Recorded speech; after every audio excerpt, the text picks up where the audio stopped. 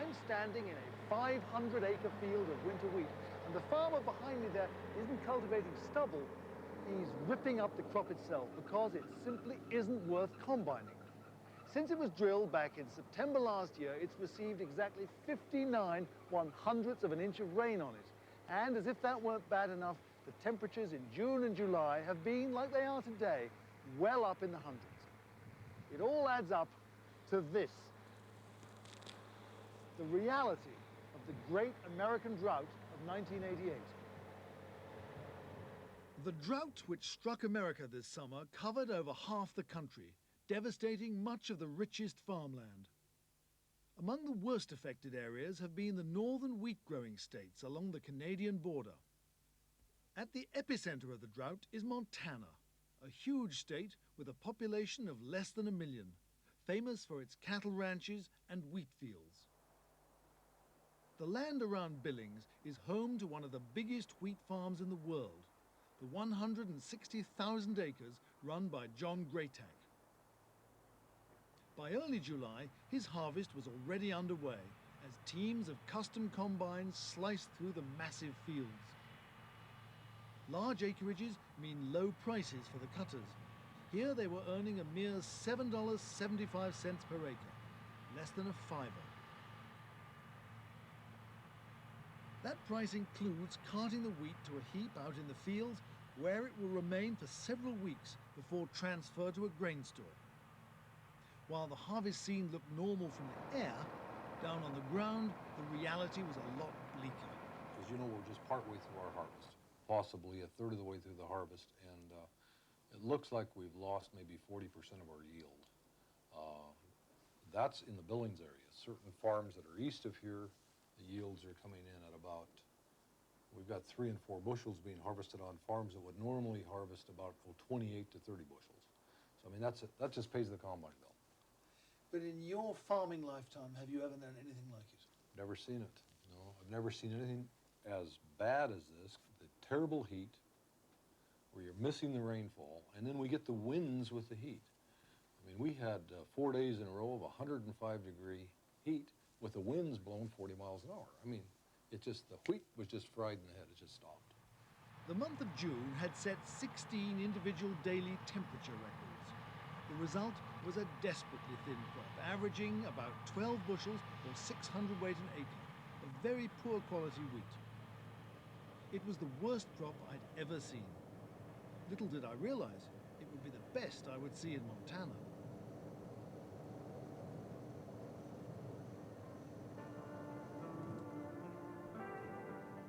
As I drove east of Billings towards Miles City, the landscape became bleaker and drier. At this time of the year, it should still be green. Instead, it was brown and arid. Neil Diamond and Stone. Currently 58 degrees at KATL Miles City. High today will be 80, then a low tonight about 52. So let's get right to the ag news this morning. A few years ago, legalized brothels and cowboys were Miles City's claim to fame. Today, it must rely on the latter for its reputation. Although the county seat of Custer County, it remains an old-fashioned cow town. Custer County is about the size of East Anglia. It's largely ranching country, but there are 58,000 acres of wheat grown. This year, thanks to the drought, only 5,000 of these acres will ever see a combine. The others have either been grazed or plowed up. Among the worst hit has been Jim Geis, one of Custer County's bigger farmers. There's approximately 14,000, a little over 14,000 acres of farm ground. When you say 14,000, does that mean 14,000 cropped acres? No, we crop half of it and fallow the other half. This right on our left here will probably destroy that wheat. Just plow it in? Yes, plow it up. Is that what you got that great big Steiger tractor over there waiting to do? Yes, it is. How much wheat, how big a yield do you need to make it worthwhile combining? Well, at the present price, our grain price with our protein, right now is about $3.50 wheat. The combine bill will be about $8.50 an acre. So anything below that we won't harvest. Anything above it we will. So in bushel terms, that's what? 4 bushels an acre? It'd be around, I think 2.5 bushel or 3 would be the break even on it. That's less than many English farmers use for seed. The idea of combining such a pathetic crop seemed ridiculous, but he'd obviously worked out the economics. Those fields that were being combined were averaging just 4 bushels. The plants, thinly scattered on the ground, were barely ankle high. They were being cut by a couple of custom combines with a special device that I hadn't ever come across. It was called an air reel. The normal sails had been removed, and in their place was a pipe and a series of nozzles which blew compressed air over the cutter bar. This jet ensured that the ears of wheat were blown back onto the table instead of falling through the knife onto the ground, as would have happened with a conventional header. But surprisingly, this appalling crop had actually been planted in very promising conditions. The conditions at that particular time were wet, and last fall were very good conditions. We had a lot of submoisture. In fact, we had a little problem seeding because of the extra amount of moisture that we had at that particular time. So back last autumn, you were a pretty optimistic Montana wheat farmer. Yes, very. We had just come off of a nice crop and had very good prospects for another one. When did it all start going wrong then? Well, this spring, from January until this particular date here, we've had about a little over ½ inch of rain, moisture on this farm. Is that much less than normal? What would you expect? Oh, normally we would expect around, I think from January till now would be around 6 or 7 inches of rain. When you'd planted it, did you use any herbicides? At the time we plant, we don't. With the price of wheat the way it was prior to this year, it was around $2.30, 40 cents, what we could get with our protein. We just felt like that it wouldn't pay to fertilize. We have fertilized prior to that when the prices are good. Let me get this straight. No fertilizer has gone on this field at all? No fertilizer. Well, now, if we didn't put fertilizer on a field of wheat in England, it would look pretty poor. Maybe not quite this poor. Are you sure that isn't the reason why it looks so bad? No, I think if we'd have used fertilizer, it would look worse than this because it would have pushed it to an earlier maturity and probably been worse than it is now. One of the things that I noticed looking at this wheat is that there are a lot of ears lying on the ground. What are they? Why are they falling on the ground? Well, these that we have right here are from grasshopper damage. The last thing that turns on the stalk of wheat is right below the head. It's a small green area there, and that's what they go for. And several bites and they chop the head off. So that's what this loss represents here. And the grasshoppers are due to the drought. They follow a drought condition. That's when you have them the worst, usually. Jim Geiss's winter wheat was, by any standards, a disaster. But at least he had something to harvest. His 500 acres of spring wheat, though, was a total failure. Land which I had assumed to be summer fallow had in fact been drilled this spring. And by scratching in the dust, Jim Geiss was able to show me the evidence. We haven't had any moisture, ½ inch, I suppose. Absolutely dry as a bone. I've never seen anything like this. Hang on, what's that? That's a seed Is that hasn't germinated. Yeah. This seed here? Spring wheat seed. And when would you have drilled this? About the 15th to the 20th of April. So it's been in the ground for 3 months? Yes. And just hasn't germinated. I've never seen that happen before. See, here's another one. I think we'll find another one. This is some of the plants that germinated and sprouted and ran out of moisture and just died. You see how they tried to shoot a root. Yeah. These did get a little root started, but couldn't find any more moisture and quit. Yeah. And you've got Another 500 acres of spring wheat. Is it all as bad as this? There's probably 60, 70 acres that came up, but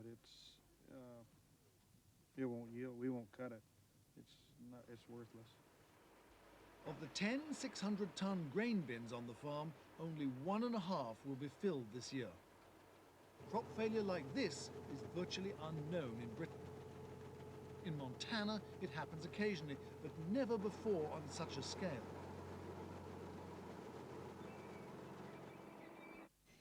Jim Geis will be eligible for disaster relief of about $25 an acre, but it cannot truly compensate for having to plow in a year's work. One reason I farm, I enjoy it, and I like to see things grow. And it's a disappointment and personal disappointment plus a financial disappointment that you know is happening to you. This year, you're obviously going to lose money. Yes. What's going to happen if you have another year like this year? Well, I doubt if we have 2 in a row, I doubt if I'll be farming. I think I'll, unless we come with some miracle help or programs, I'll probably be out.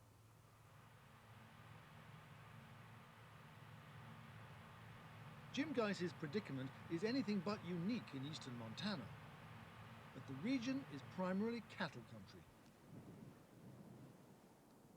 And the drought has hit the ranchers even harder than the wheat farmers.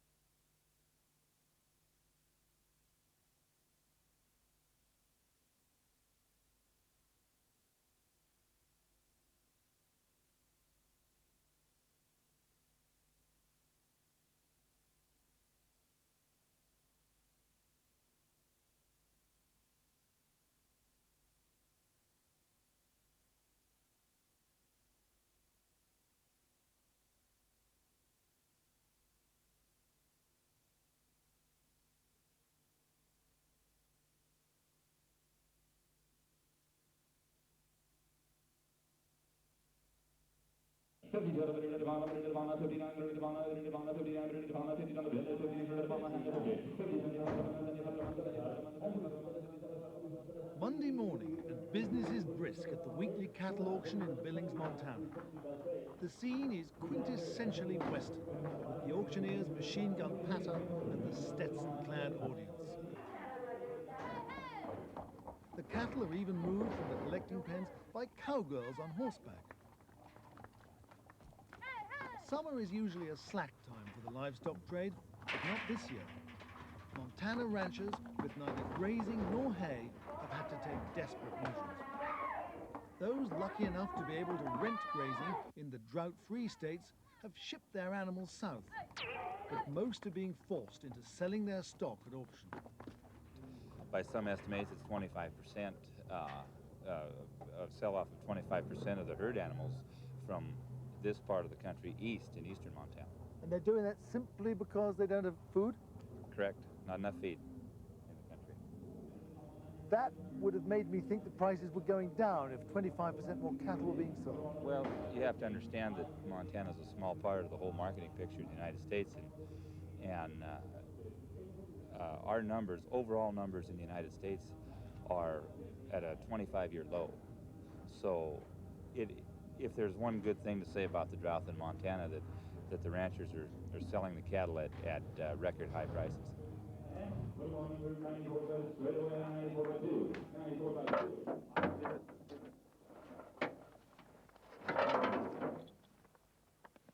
Like most Montana ranchers, Charles Oster is a tough character who's used to the sort of hardships we can't imagine in England. As well as running a herd of Simmentals, he also does some farming. This spring, he planted 800 acres of wheat. He's a man of few words, but the picture that emerged was clear enough when I asked him about harvest. Harvest began and it was over with. How come? Well, the drought, there was nothing to cut. Are you saying you didn't have a harvest? Nope, won't cut an acre. What does that mean to you as a farmer? Means you just lost that crop. Has that ever happened to you in your farming lifetime before? Once, 1960, 61. Some people say this is worse than the drought in the 30s, is it? Well, I was too small to remember it then, but I can remember 36 and 37, 38 when we had the hoppers. And it's drier now than it was then. So you haven't had a harvest at all. How many cattle do you have on this place? Now, No, in the normal year. oh, anywhere from 300 to 350, And today, this afternoon, how many have you got? 18. Where have they all gone to? Sold them. Why? Well, there's no grass for them to eat here, so. And I wasn't going to buy hay and cake or supplement them with protein for about 20 months. But did you try and delay the decision and put it off and put it off and put it off? For a rancher to sell his whole herd, not something you do lightly. Oh, yeah. Well, when the cows get down and you can see a cow getting thinner and thinner and the calf standing by her side and he's showing the drought and his hairs are standing on end and they're standing and bawling and wanting to eat. And if you pick a weed and give it to them, they just eat it like it was alfalfa hay. There's no use letting livestock suffer like that. Now you're getting rid of all these cattle. Are you going to need all these horses you've got? Nope. What are you going to do with them? They're going to go to the dog factory, going to go to town, get sold, be dog food. Normally, this pasture, he assured me, would be knee-high with grass, and he'd probably be taking a hay cut off it. But there's nothing there at all now. Killed by the drought, it never stood a chance. And then there was the heat, too. About 112, the hottest already this year. But I think we had either 17 or 19 days in July that it was over 100 degrees, or in June. And usually our hottest months July and August, so it's still coming. And did you see everything just sort of wither in front of you? Oh, yeah, every day. You could go out and just watch it, just dry up, and just one day you'd go out and it'd be kind of a pale green, the next day you'd go out and it'd be a pale, kind of a lavender color, and the next day it'd be white. How did you feel looking out of the window of your house? Can't explain it. Try. Well, there wouldn't be no use. Because you sit right there, and some days you have mixed emotions, and some days you say, well, I'm going to give it up, and the next day you say, well, I'll hang on for another day or two and see if it don't rain. It'll rain tomorrow. Wish you'd kill that fly. Charles Oster is confident he'll survive this year's disaster, but What he's about your not so neighbours, sure about his How are they neighbours. Well, it's hard on them, too. Some of the neighbors have shipped their cows out, some have sold down. Well, everybody's sold down, and then they've just kept the very best. And some of them has got cattle as far as Colorado, Nebraska, out in the western part of the state into Idaho and Washington. And it's tough. Will some of them go out of business completely? Oh, yeah. And then what happens to their land? The Federal Land Bank will own it. And are you going to ranch it then next year? Nope. I won't ranch it next year. They'll have to. This country will have to set a year in order to get some cover back on this ground so it can hold the moisture. It's just like pouring water out on a cement block. When the sun hits it, it's gone. Ranchers are by nature resilient, and none more so than this man, known simply as C.A. Mallet. Now 88, he was born on the ranch which he still runs with his family. If anyone could put the drought of 88 into perspective, it must be him and his 83-year-old wife, Marjorie. It's the worst I ever seen by far. How come? Well, it's lasted longer, and it's hotter, and it's drier, and we've got More expensive. Well, oh, terrible. Our expenses is 20 times what it was in the 30s, you know. But we had, in a 30 drought, we had grasshoppers and Mormon crickets for 7 years, or 5 years probably. But we've had no Mormon crickets this year, but we've had grasshoppers through this one. Tell me what's happened on your ranch. Well, this drought has been on Powder River at our ranch for, this is the 7th year. But this is by far the worst. 7 years drought. We've had 7 years drought. We've got, on our ranch, we've got 3 big creeks running about 20 mile long out of the chalk buttes that flood our meadows and stuff. And but now those creeks, it's been 7 years since they run any water. 1st of June, we started moving our cattle out. We went to Colorado with 350 pair, and my granddaughter went to Wyoming with 100 pair. And we got only 85 left on the ranch now, 85 head of cattle. The Powder River, which meanders through Custer County, is never exactly a rushing torrent. It used to be described as being an inch deep, a mile wide, too thick to drink and too thin to shovel. But this summer, the Powder River hardly exists at all, having shrunk to barely a trickle. Both farmers and ranchers know that they couldn't survive another year like this one. Other people in other parts of the states may have benefited from the rise in both cattle and wheat prices. But for John Graytack and everyone else in eastern Montana, high prices made no difference. If you had something to sell, then it would be beneficial. But, you know, a big number of, big price times no bushels is still a bankruptcy. Well, it's a disaster, but you just take the good with the bad. Most people, an experience like that, it would result in bankruptcy. Well, it has for a lot of people. If you live from hand to mouth before on the good years, and then when the bad years come, you didn't have nothing in reserve. So what's your secret of survival then? You put a bit of money aside? Oh, you bet. Penny saved.